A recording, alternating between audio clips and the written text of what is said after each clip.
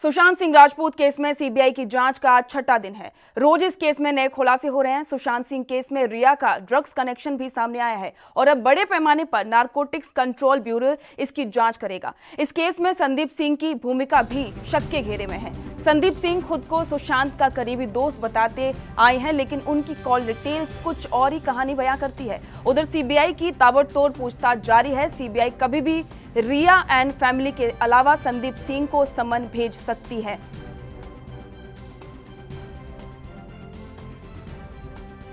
Sushant case में लगातार दिनों दिन नए खुलासे सामने आ रहे हैं, जिसको लेकर अब सबकी नजर उस पर है कि आखिरकार इस केस में खुलासा क्या होने वाला है। सीबीआई भी अपने इस केस में बहुत ही तेजी से पूछताछ कर रही है और अब बहुत ही जल्द सीबीआई रिया चक्रवर्ती से पूछताछ करने वाली है। लेकिन उससे पहले सीबीआई ये तैयारी कर रही है कि जितने भी जो भी सबूत हैं वो पहले जुटा लिए जाएं और साथ ही जितने भी बयान हैं वो सभी दर्ज किए जाएं और उसके बाद ही रिया चक्रवर्ती से पूछताछ की जाए, क्योंकि उसके बाद सीबीआई के सामने बहुत सारे तथ्य होंगे रिया के सामने सवाल करने के लिए, और इसके लिए सीबीआई पहले ही पूरी तरह से तैयारी कर रही है और इसी वजह से वो लगातार रिया से पहले इससे जुड़े लोगों से पूछताछ कर रही है, ताकि रिया से जब पूछताछ हो तो किसी भी तरीके के सामने दिक्कत ना आए और साथ ही रिया के पास भी सही जवाब उसका मिल सके।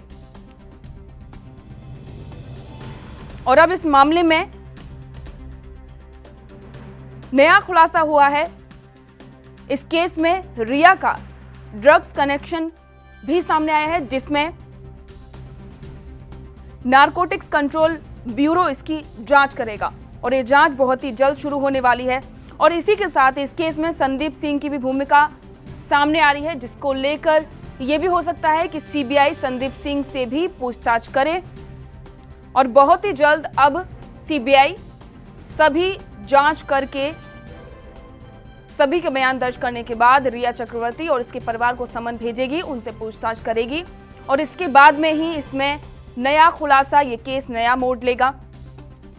जिस तरीके से इस केस में नए खुलासे हो रहे हैं उससे कहीं ना कहीं लगता है कि शायद इस केस में थोड़ा सा वक्त लगे, लेकिन लोगों को ये इंतजार है कि कब सुशांत की मौत का जो राज है वो खुलेगा और सबके सामने आएगा कि आखिरकार इसके पीछे की वजह क्या थी, इसमें कौन कौन लोग शामिल थे और रिया सुशांत के साथ कब से थी। और ये भी बात है कि आखिरकार सुशांत का जो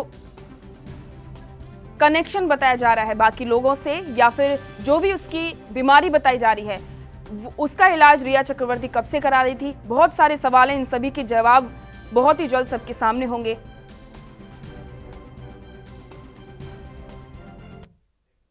इस बारे में ज्यादा जानकारी के लिए हमारे संवाददाता मुंबई से सत्यप्रकाश सोनी हमारे साथ लाइव जुड़ गए हैं। सत्यप्रकाश, लगातार सीबीआई जांच कर रही है, आज नई क्या बात है इस केस में?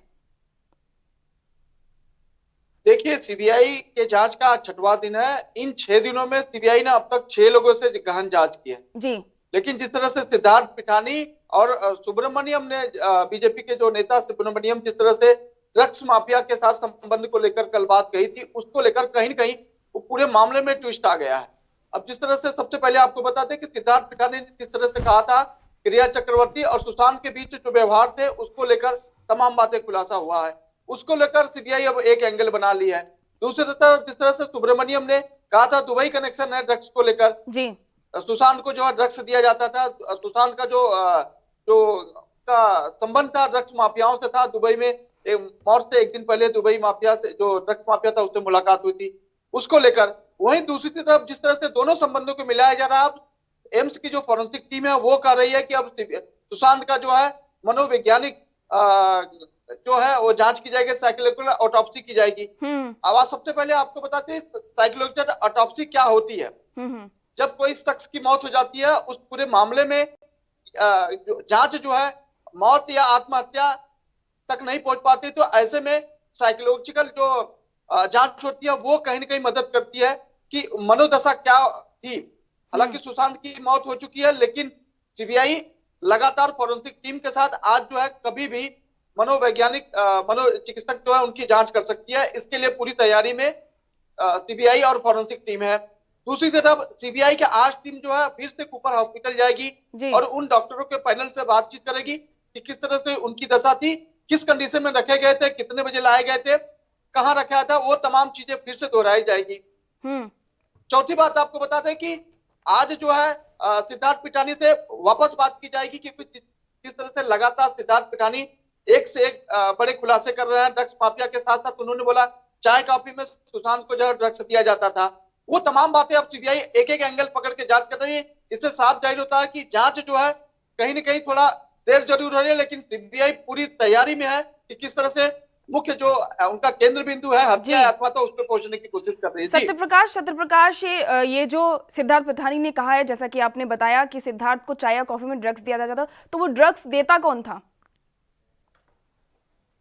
देखिए, ड्रग्स देने, चाय कॉफी में देने का काम, देखिए इशारा था रिया चक्रवर्ती के ऊपर, लेकिन देने वाला शख्स दीपेश या नीरज हो सकता है, क्योंकि कुक ही सारी चीजें हैंडल करता था। तो कहीं न कहीं रिया चक्रवर्ती का कंट्रोल इन दोनों शख्स पे भी था जो उनके घर में रहते थे।